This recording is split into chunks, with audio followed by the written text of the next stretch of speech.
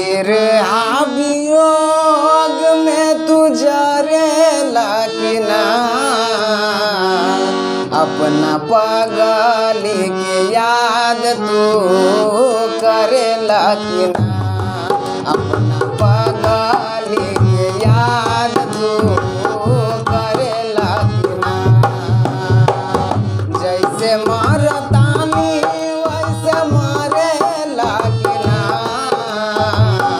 जैसे मरतानी वैसे मरेला कि ना, अपना पगली के याद तू करेला कि ना, अपना चंदा के याद तू करेला कि ना।